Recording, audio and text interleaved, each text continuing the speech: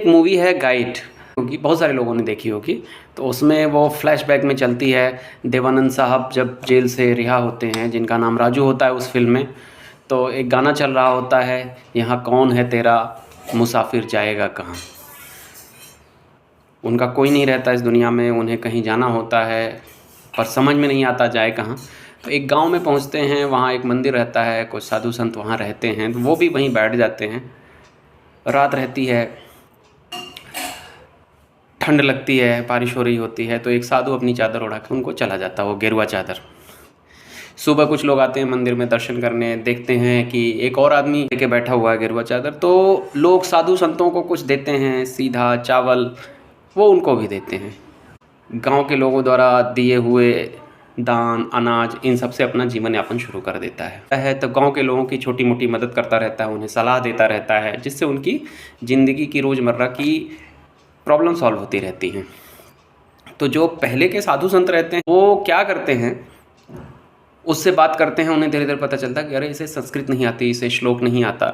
तो वो पूरा एक एजेंडा बनाते हैं, गांव वालों को इकट्ठा करते हैं, कहते हैं अरे ये असली साधु नहीं है। फिर वो संस्कृत में कुछ श्लोक बोलते पूरे गांव वालों के सामने कि राजू इसका मतलब हिंदी में बताएगा।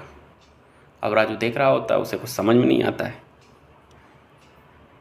फिर वो ठठाके हंसते हैं, अरे अब बताएगा कैसे जब इसे संस्कृत आती ही नहीं है।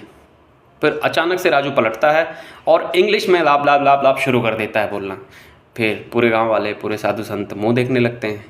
फिर सबसे कहता है अब इनसे पूछो इनका मतलब, इन्हें आता है क्या। फिर वो मुंह देखते हैं, वही बात वो कहता है, अरे क्या बताएंगे जब इनको इंग्लिश ही नहीं आती है। पूरी इस कहानी कहने का मतलब सिर्फ इतना है कि बात इंग्लिश और संस्कृत की है। अक्सर हम इस भ्रम में पड़े रहते हैं कि इंग्लिश लिटरेचर बड़ा अच्छा है या संस्कृत में लिखी गई पुरानी चीज़ें बड़ी अच्छी हैं। हाँ, अच्छी हैं, पर जहाँ देश की 80% जनता हिंदी जानती हो, तो कोई ज़रूरी नहीं है कि आपको विचार लोगों के जानने के लिए, आपको फ़िलॉसफी जानने के लिए संस्कृत या इंग्लिश में ही चीज़ें पढ़नी पड़ेंगी। हिंदी में या अपनी बोली में लिखने वाले लोग बहुत हुए, जिनको बिना जाने आप भारत की आत्मा को नहीं जान सकते। रहीम, रसखान, तुलसीदास, इन सारे लोगों ने में जो वहाँ की बोली थी उसमें लिखी और अमर हो गए। वैसे गाइड फिल्म आर.के. नारायणन की मशहूर किताब या मशहूर उपन्यास गाइड पे ही बनी है। आप कमेंट करके बताइए कि आपने इसे पढ़ा है क्या।